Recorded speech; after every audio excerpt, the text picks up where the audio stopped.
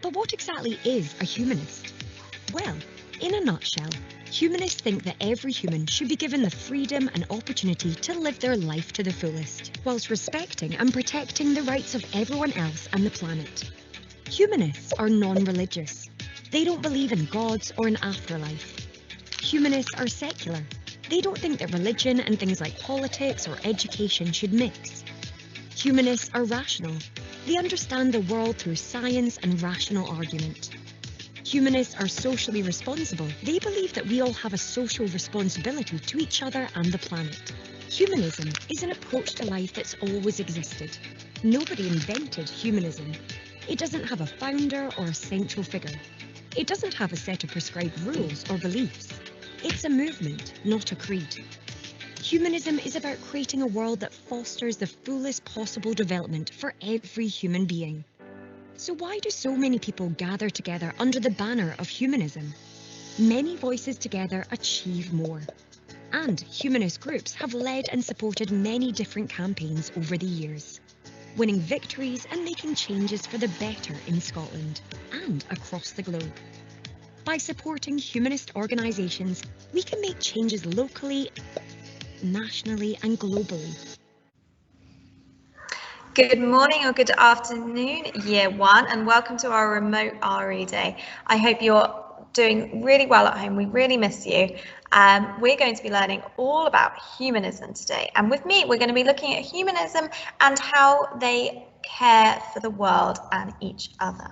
So let's have a little look. So humanists believe that people are special. They believe that helping other people is an important part of life, and it's a very important part of being a humanist. They believe that it would be wonderful if everyone in the world was nice to one another, everyone had enough food and good housing to live a happy life. They think it would be great if there was no war, no illnesses, and that all children could go to school. Now, unfortunately, in some parts of the world, and for some people, that isn't the case.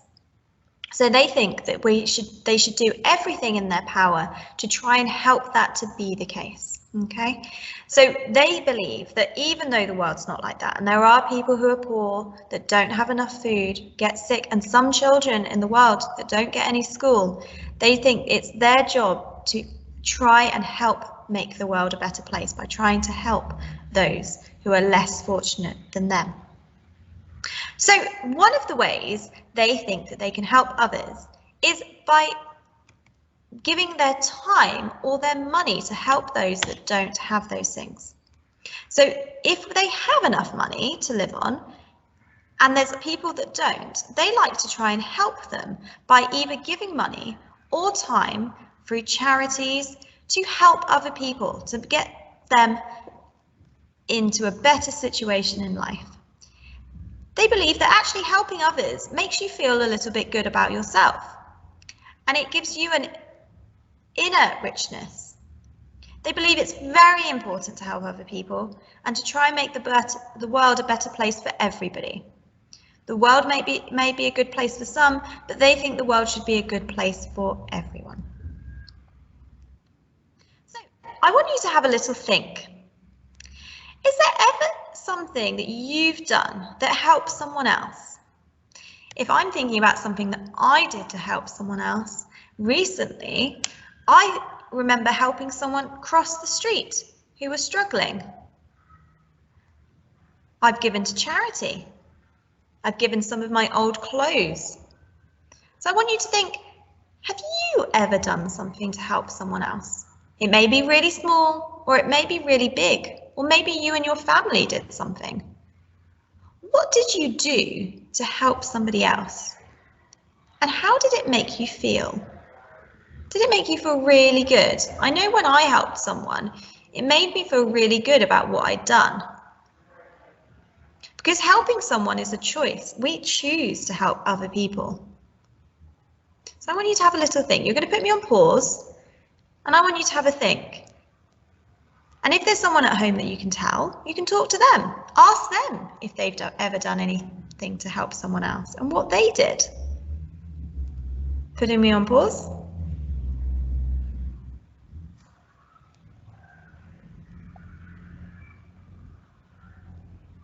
Great. It was wonderful for you to share all of your ideas, either if you were doing it by yourself or with your family. And it's great to hear that you all did so many things to help someone else. It's a very selfless thing to do. So I'm very proud of you all. So one of the things that we do day to day, and we don't often think about it, is we're friends with other people. Now, lots of us have lots of friends in school. I know all of the children in year 1 have lots of friends at school that they play with. But I want you to think about if you're a good friend. What does good friend mean? Well, a good friend might mean that you're caring. A good friend might mean that you think about that other person's feelings. You share with that friend. You know if they're hurt. Or maybe you're just a good friend to all. So I want you to think about what makes someone a good friend. And if you think that you do some of those things, now I'm sure a lot of you do, because I've seen you all in the playground. So I want you to think, what actually makes you a good friend? And whether you think your friends have the same qualities. So you're going to put me on pause again. If you want to, you can write down some of your ideas ready to share. But what makes you a good friend, or what makes somebody a good friend? Putting me on pause.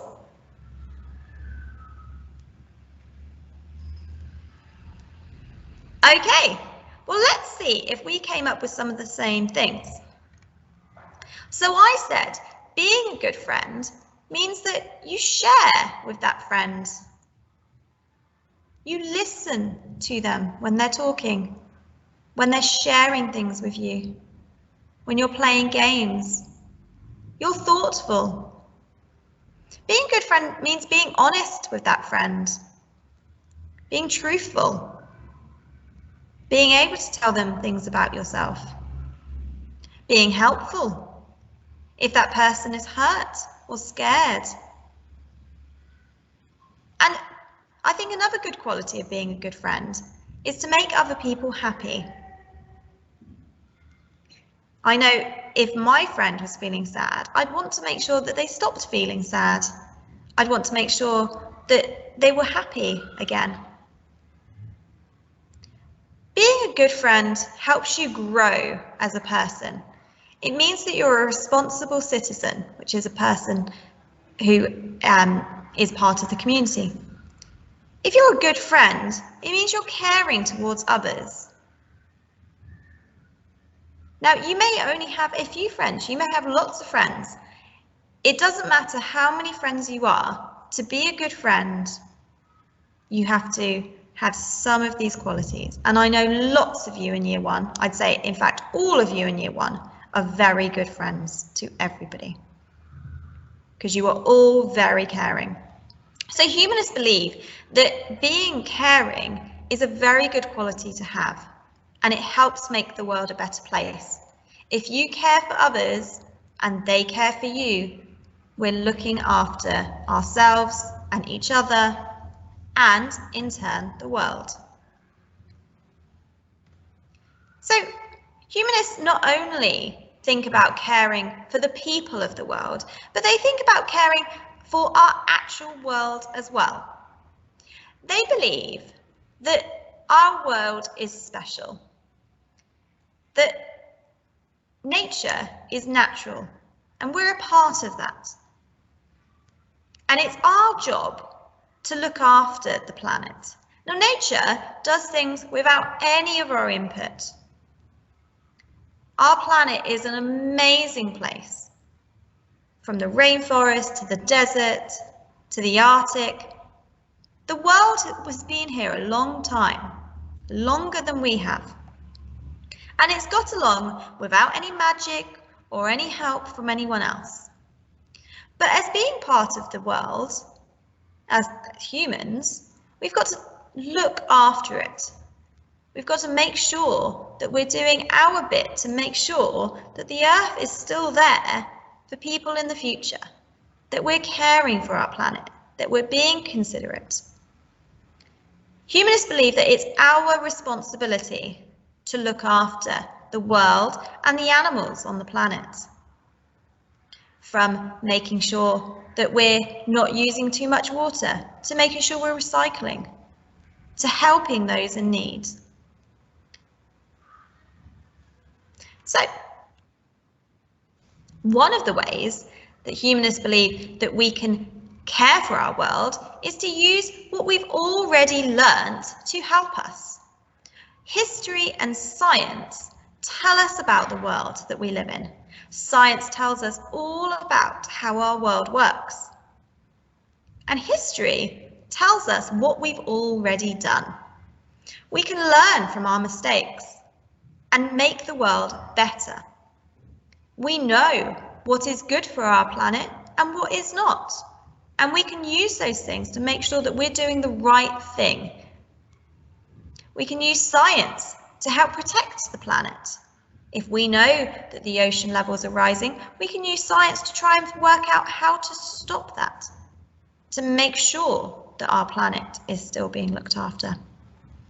Humanists believe it's a very good thing to ask lots of questions and to talk about how to help our world. Discussions help put things into action. Humanists believe that if we're asking the right questions and if we keep asking and keep moving forward to try and protect our planet, that things will get done.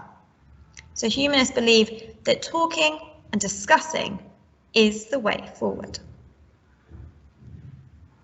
So I want you to have another little think about if you've ever thought about caring for our world, or if you already do. Is there things that you do that you think is important? Do you agree? Do you think that we should use history and science to think about our planet? Do you think that what we've done before and what we learn will help us to look after the planet? I want you to have a little think. Do you agree? Or do you think that there's other ways we could help our planet? Put me on pause and just have a little think to yourself.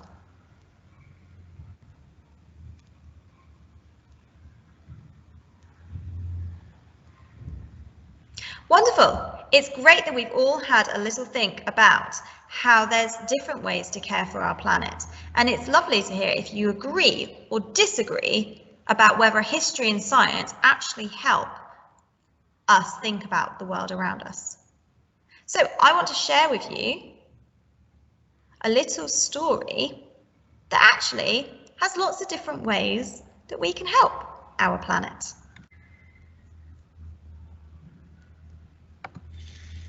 "10 Things I Can Do to Help My World" by Melanie Walsh. I remember to switch off the light when I leave the room. Turning off lights saves valuable energy, and low energy bulbs use much less electricity. I try to turn off the tap when I brush my teeth. Every time you do this, you save 18 glasses of water. I always put my litter in the bin. Tidying away litter keeps the world safe and clean. I shall feed the birds in winter. Feeding them helps them get ready for nesting in the spring. I use both sides of the paper. If everybody did this, it would greatly reduce the number of trees we use to make paper. I remind my mummy to turn off the TV at the wall. Electrical appliances still use energy when they are on standby. I enjoy making toys from old boxes. we can reuse lots of things before we throw them away. I like to walk to school. Avoiding car journeys saves fuel and means there is less air pollution. It is also good exercise. I can plant seeds and help them grow. Plants help to keep the air clean and healthy. I help to sort the recycling. Over half of our rubbish can be recycled. It makes much less energy to recycle something than to make a new one. All because I love my world.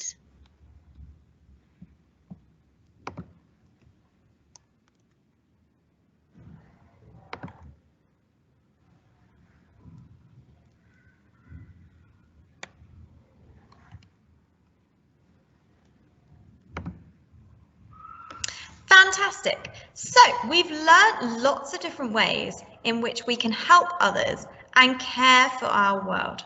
So what we're going to do is we're going to create a poster that's going to celebrate how you could help others and care for your world. So what we're going to do is we're going to think of those two things, and we're going to say, to help our world, you can. To help others, you can. Because remember, this is going to be a poster sharing to others how they and yourself can help the planet and other people. So I want you to think of those two things. To help our world, you can. To help our world, you can. Turn off the tap. To help our world, you can recycle. To help our world, you can give to others. To help our world, you can be kind to the creatures. To help others, you can be a good friend. To help others, you could give to charity. To help others, you can always be kind. There's lots of different things that we could do. So what I'm going to do is I'm going to show you how to make a poster with some of my ideas of how I would help the world and help others. Okay, let's have a look. Okay, so for our activity on how to care for the planet and the world, we're going to be making a humanist poster. So you're going to need a pencil, maybe a ruler, and some colours. Now you can use colouring pencils, anything you have in your house, okay? So we're just going to be doing this on plain paper. If you've only got lined paper, that's absolutely fine. So my poster is going to be all about caring for others and the planet. So I'm going to start off by making a title. And I'm going to use a ruler so that I can make it nice and straight. You can just write it straight away if you want to. So what I'm going to do, I'm going to make my lines, and I'm going to say Humanism. That is the title of my poster. And I'm going to say caring for others and our world. There we go. So I've got my title, Humanism, Caring for Others and Our World. Now I need to think about the kinds of things I want on my poster. I want to put some messages, and I also want some pictures. So I've got to think about, first off, caring for others. So let's think of some different things I could say that I could do or other people could do to care for others. I think I'm going to say, be kind to everybody. quite like that one, because being kind to everyone is something that you can do without much effort at all. So we're going to say, be kind to everyone. That's quite a nice message. I like that. I also think I'm going to say it's very important to help other people, because that can mean lots of things. That can mean sharing, that could be helping if someone's hurt. So I'm going to say that's a very important thing for caring for others. I'm going to say it is important to help others. And I think I might add a little heart here for a picture. Maybe you can do more than one. It's up to you. So I've written 2 messages. I think that's quite a lot for caring for others. Remember, we don't want to do too many because it's a poster. So we want to have an impact with what we say. So I've got my title, I've got 2 messages. Now I'm going to think about caring for our world. Now I can go back and have a look at the book that we looked at that gave us lots of ideas, but I'm going to actually start off with one that I definitely try to do all the time, and I don't always find it easy to remember. I'm going to say we need to save water and turn off the tap. So that's what I'm going to say. Save water, turn off the tap, because I think that we probably use a bit too much water and maybe we could use a little bit less water. And I might draw some water here, maybe a little bit like the ocean. Might add some colour to this as well. Start to add some colour. Here we go, we got the ocean waves. Perhaps I might draw myself a tap here so that the message gets across a little bit easier. Remember, you can draw as many pictures as you want, but make sure you're doing lots of messages as well. Okay, so I've got save water, turn off the tap. I also think that recycling is really important. I think we definitely need to recycle some more, and that's something I'm going to definitely try and do. So I'm going to say the slogan, reduce, reuse, and recycle. We did this quite a while ago. We reduce how much we use, we reuse what we can, and let's check my spelling there of reuse. Always best to check your work. Reuse. There we go. Reduce, reuse, and recycle. And maybe perhaps I want to draw a little earth down here. Well, and you can add anything you like on yours. Might add some colour up here. Might make the title a little bit bolder. So remember, it's a poster, so we want to make it have an impact. So here is one I did earlier. So I've made it very simple, added lots of colour, but I've left lots of blank spaces so that it has a bit of an impact. And I think I quite like this. It's got 4 messages. I'd say 4 is a good amount, but at least do 3. At least do 3 messages to get your point across. You can copy the same title as me, or you could say caring for others and our world. Okay? Well, I really look forward to seeing all your posters, everyone.